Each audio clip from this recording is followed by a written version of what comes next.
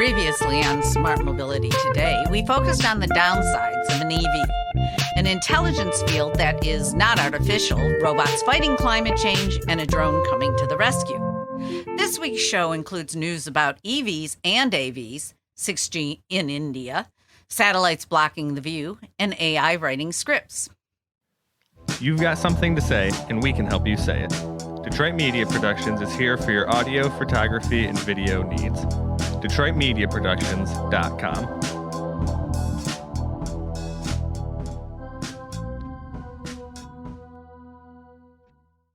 Hi, this is Cindy Polakowski. Lithium is found in most EV batteries, and as a precious commodity is sometimes referred to as white gold. However, since January of this year, prices have fallen and may result in more affordable EVs. Even as EV sales have increased, the price of lithium has dropped nearly 20% since the beginning of this year.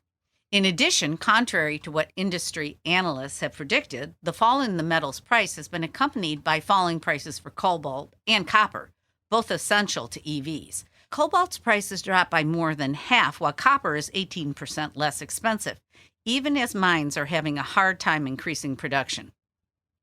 Just southwest of London, in the county of Surrey, thousands of charging points will be made available in an effort to encourage the use of electric vehicles. By 2030, a total of 10,000 devices will be installed at 1,500 locations across the county.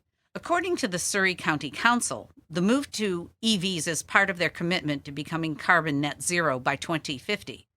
Matt Furness, cabinet member for Transport, Infrastructure, and Growth, commented, high-quality, reliable, and accessible charging infrastructure is critical to accelerating the uptake of electric vehicles across the county and serving the needs of all our local communities.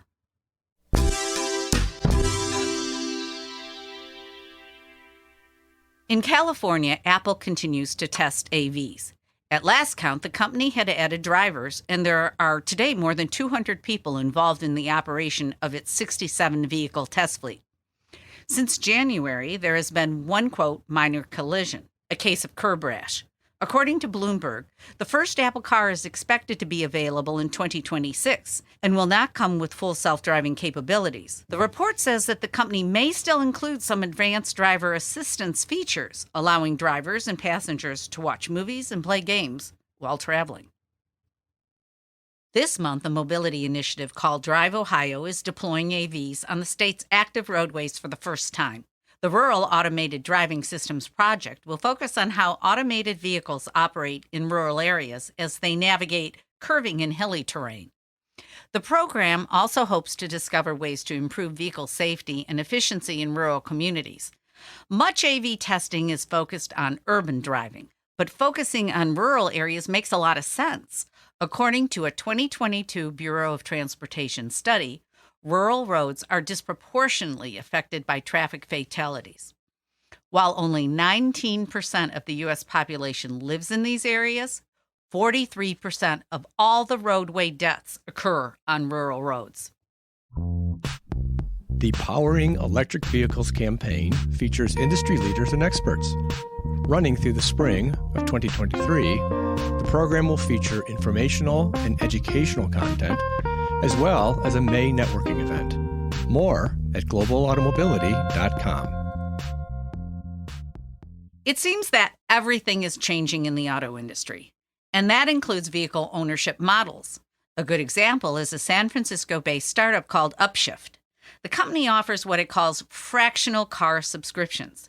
The idea is that customers pay a fee to have a car for, say, 8 days per month, with perhaps an option for rollover days. For customers with some kind of planned vehicle need, like an out-of-town trip, the car is delivered on the days needed and then picked up and cleaned after. Traditionally, it has been difficult to conduct research into the behaviors of group living animals like zebras living in the plains of Kenya. Researchers know that many of these animals have complex social arrangements. The plain zebras, for example, live in a multi-level society involving small groups that together make up larger herds of dozens. Being able to observe and learn about these animals has been difficult.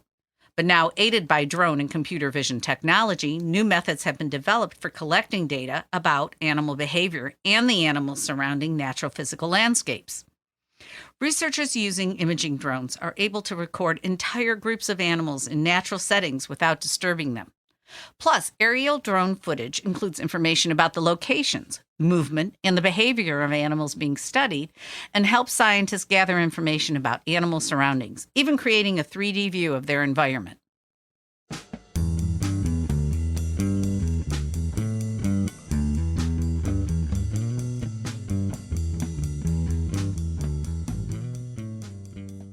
In India this week, Prime Minister Narendra Modi released his country's 6G vision document and launched the 6G R&D testbed. The Prime Minister predicts that India's leadership in the technology will provide opportunities for innovation in South Asia and the Global South. While 5G is still new to many, promises speeds of 40 to 1,100 megabytes per second, 6G speeds are predicted to be 1,000 times as fast, making possible great advances in areas like healthcare, virtual reality, autonomous transportation, and industrial automation. We'll be right back. Oh, we will be right back. We'll be right back.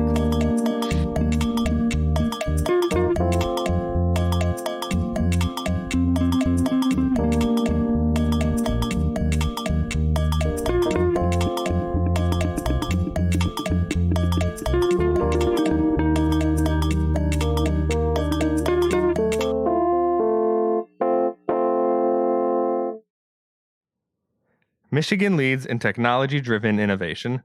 See how at mytechnews.com. mitechnews.com.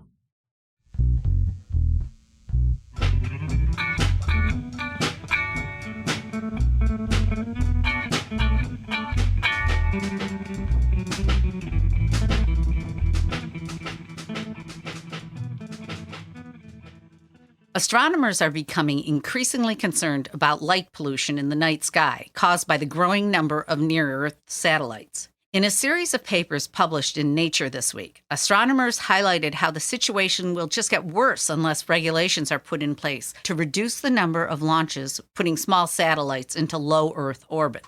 These light pollution concerns became louder as SpaceX began regular launches of multiple satellites for its Internet from Space Starlink service in 2019. Today, SpaceX has more than 3,000 Starlink satellites orbiting Earth and could deploy as many as 42,000 in the coming years.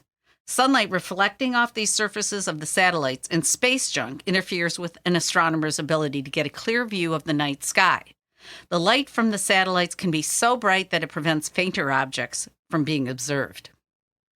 At the Massachusetts Institute of Technology, researchers are close to perfecting self-repairing robotic bees. In a paper published this month, a group of researchers showed that using resilient muscle-like actuators and self-repairing technology can vastly improve the viability of small flying robots. It is the resilience of real bees that has been hard to understand and replicate, which is why the self-repairing idea is key. Past research focused on how to perfect flight controllability for flying robots. In other words, the goal was collision prevention.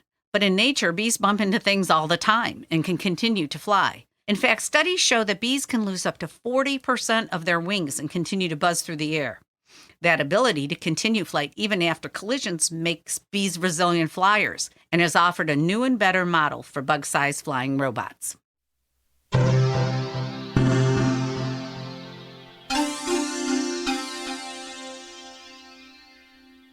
There has been some concern about how AI might start writing scripts for movies and TV shows, pushing humans out of work. So it has surprised some that the Writers Guild of America has proposed allowing artificial intelligence to write scripts, as long as doing so doesn't affect writers' credits or residuals.